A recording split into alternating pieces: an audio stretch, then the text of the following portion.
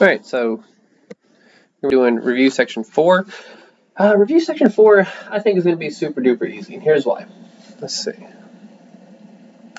going to be a lot of calculator work. Okay, so here's the thing. I think maybe the spirit of this particular course, you shouldn't use a calculator for this particular section, and I say that because when we get to the let's see, we're at decimal notation. Where are we at? I could have sworn I saw adding, subtracting. I know I did. All right, adding, subtracting. Okay. When we get to adding, subtracting decimals, you are probably not going to do this, and there's nothing wrong with that because I would never do that. Okay. I mean, I would if I didn't have a calculator with me, but I would never put them in line like this and add or subtract them. And there's also division of these as well. I'm pretty sure. I looked at it earlier. I'm pretty sure there is. Okay. Well, so I say that. So I look over here at the syllabus. I figured maybe the spirit of this particular course is to actually do that computation out like you would if you were in 3rd grade. So here it says calculators. Scientific calculators are permitted in certain units. Okay, see course outline. So I go down here, I check out course outline, okay, and I would think maybe for unit 1 they're not permitted, but it's not explicitly stated. Okay, now this is from the point of view of a student. Okay. The syllabus is kind of like your binding contract to your instructor. So it's not explicitly stated you can't use a calculator there. And on top of that, this is an online course, and I can't stop you from using a calculator. So I'm going to teach this particular section as if you're going to use a calculator. So I'm probably going to be blasting through this particular section. Is my point. Okay, so, oh, there we go. So let's blast right through it, okay? So decimal numbers. Decimal notation, again, I'm always paranoid I didn't record. So decimal notation uses a place value system and decimal point with whole numbers written to the left of the decimal point and fractions written to the right of the decimal point. Numbers written in decimal notation are said to be decimal numbers. Hey, that's pretty cool. The value of several places in the decimal system is shown in figure 1. All right, so let's see here. Here's the decimal point right here. So a number off to the left of the decimal point we know is the ones, tens, hundred thousands, 10,000, so on and so forth. But the decimal points, the first number we call tenths, the second number we call hundredths, third one we call thousandths, then 10,000s and 100,000s, and then millionths. Right. So you should be familiar with how decimals are laid out. That's how we read fractions.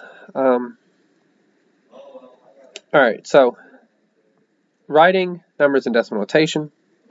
If we have, it says this problem reads write 9 and then 63 over 1,000 in decimal notation. Okay. Well, you're gonna put the 9 out in front of the decimal, right? And then you're gonna put 63 thousandths in decimal notation. Okay, and as we've seen up here, and of course this is just something that's going to come natural to you over time. Thousandths, okay, it goes out to 3 decimal places. Okay, thousandths go out to 3 decimal places.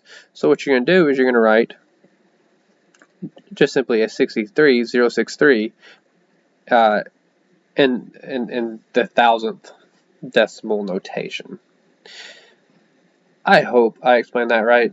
I mean, I know that I know what I'm saying. I just hope that it wasn't confusing. So that's that, right? All right. So example 2, write 402 thousandths in decimal notation. Okay, so 2 thousandths is just a 2 to 3 decimal places there. Again, so in both examples, we ended up using a thousandth. Here we go. 2,000. Okay, so we're still going thousands. I guess that's as high as we're going to be going here. So when you write something in a thousandth decimal place or in decimal place, right? You basically just how can I phrase this?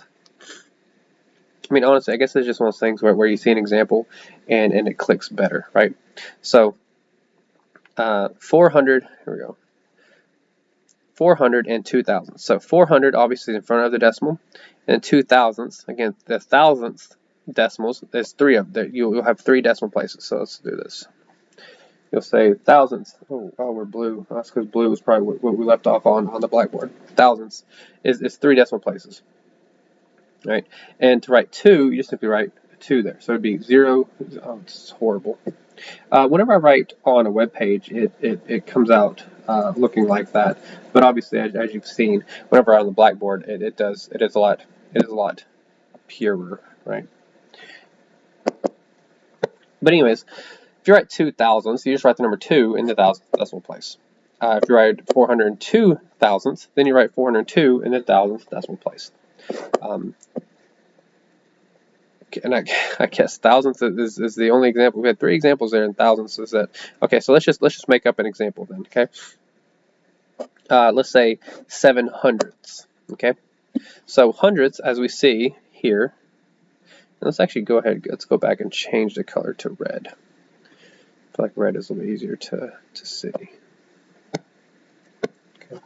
Alrighty, so we know hundredths is 2 decimal places, right? If we were to write 700ths, then you would say, and let's put the little dot right there. I don't know if you can see it, but I put a dot right there, right? If we were to write 700ths, well, then what we would do is just simply write, 0.07. Okay. If we did 7 10,000ths, okay, let's do 7 10,000ths, then 10,000ths, as we can see, has 4 decimal places. I say as we can see because this is 1 decimal place, this is 2 decimal places, this is 3 decimal places, and this is 4. So there are 4 decimals for the 10,000. So if I would write 7 10,000ths, okay, so again, 10,000ths is a decimal, 0, 0, 0, 0, okay? It's 4 places. If I would write 7 10,000ths, well, then I would erase this last 0 and put a 7. Like so. Okay? So hopefully that helped out a little bit, because for some reason the first 2 examples were all thousandths. Maybe it does drive the point home, but I feel like using other decimal places there might have been a little bit wiser. But what do I know? Okay. So comparing decimal numbers. So moving left to right, I'm looking right here. Moving left to right, compare digits with the same value place. When one compared digit is larger, then the corresponding number is larger. That makes sense, right? So looking at example 4, we see 3.12, 6, and 3.14. Okay, well one of them is 3.12, one of them is 3.14. It should be pretty obvious which one's larger, right? 3.14 would be larger. Same thing here. We have a 0.08 or a 0.085. Okay, well, if we were to, and we can see it here, if we were to extend the 0.08 out 1 decimal place, it would be a 0, right? Because, I mean, it would be zeros for infinity, right? Well, the 5 is greater than the 1, so 0.085 is indeed larger than 0.08. Adding and subtracting. Now, I hesitate to say this. Like I said, I feel like the spirit of the class is to do this on pen and paper, but it doesn't necessarily say it, and that's what the student uses as ammunition to say, wait a minute, there's nothing that says you can't use a calculator here, so we're just going to use a calculator here. Like I said, it's online and I can't stop you. It is what it is. So adding and subtracting decimals, realistically, just make sure you put it into your calculator correctly, right? Same thing with subtracting, applications. Same thing with multiplying and dividing. I mean, yes, we could go this route, do our long division, put the 0 out, 6.2 goes into this, or 62 goes into that, and continue that procedure. But I know know that there will be none among you that want to do that, or that will do that rather. Okay, so we'll jump to this rounding rule for decimal numbers. Okay, so if we look at the single digit one place, let's look at A, right? Rounding. We know that if the digit is less than 5, right, 4, 3, 2, 1, or obviously 0, then we're going to round down. If the digits are 5 or greater, then we round up. Okay, and that's about all. Same thing in dividing. Okay, so percents. This is definitely something that you can't really hand wave through. Starting here, the word percent comes from Latin percentum, meaning per 100. So percent means hundreds. The symbol percent is called the percent symbol. Ooh. The symbol can be treated as equivalent to the fraction 1 over 100. So consider the following example. So if we see 25 over 100, okay, well, if we multiply that by 1 over 100, we get 25%. Right? Same thing with 70. 70 over 100. Right? Same thing as saying 70 times 1 over 100. Right? So now the relationship between decimals and percent can be seen by noting the relationship between decimals and fractions with denominator 100. For example, we see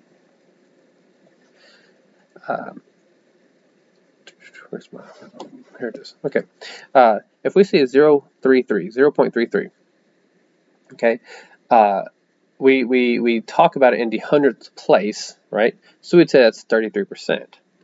Same thing with 0.2, right? So it's 0.2, it's in the hundredth place.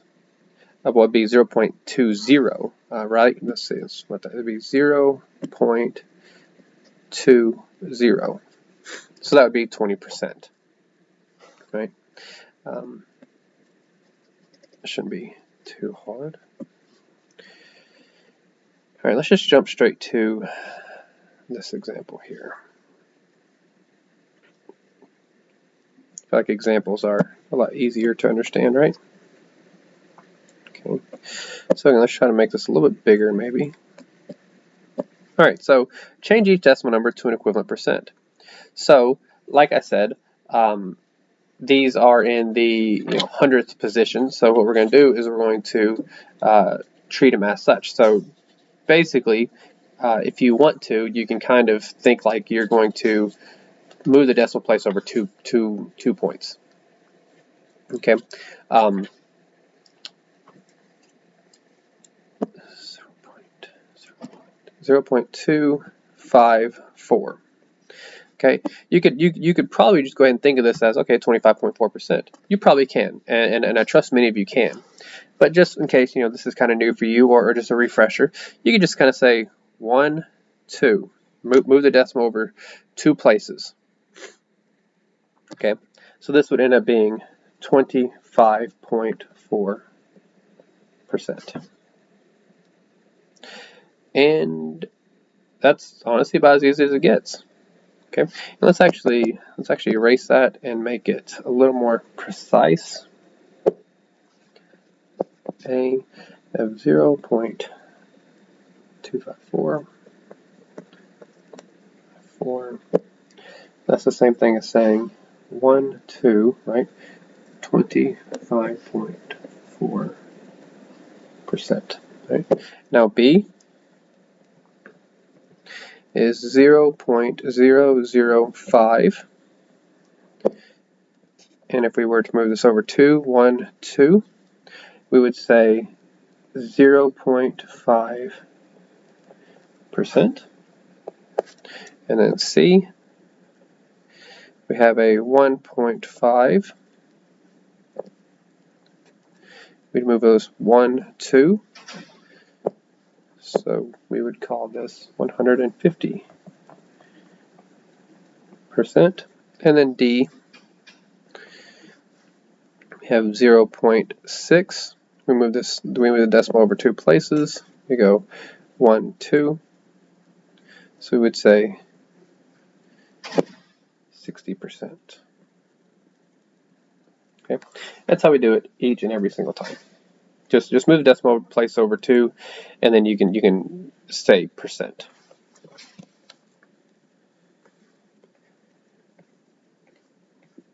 All right, and then lastly, pretty sure, yeah, we got that.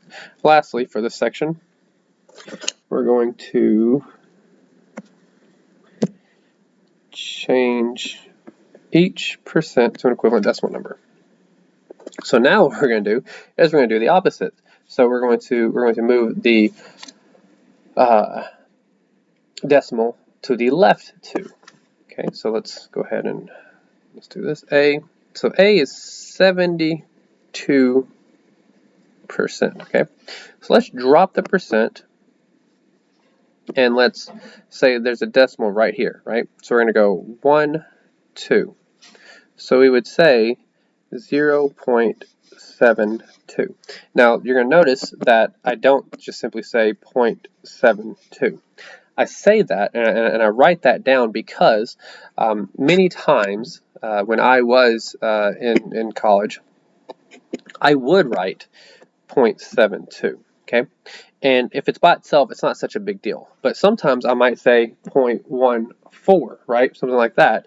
Well, if I was doing some arithmetic, you know, I would say, let's prove this. If I would say 8 plus 0.14, I might have forgotten to put the decimal there, and I'd just say 8 plus 14, which is 22.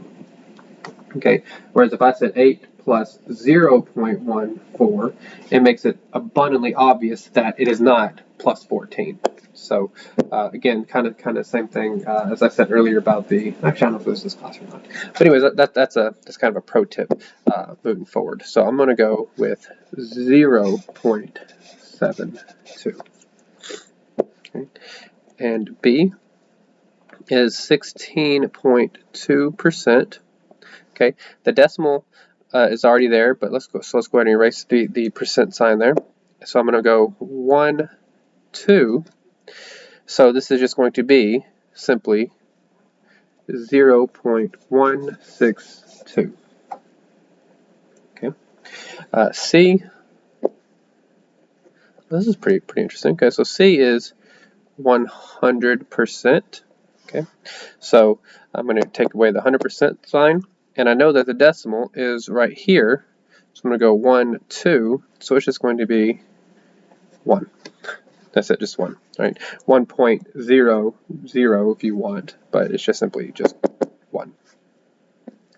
And then lastly, we have D being 0.25, 0.25%. So this is going to be a very small number, right? I'm going to erase the percent sign. I'm going to move this decimal over 1, 2, so there's going to be a 0 there, right? So this is just going to be 0.0025, very small number, right? And that concludes review 4.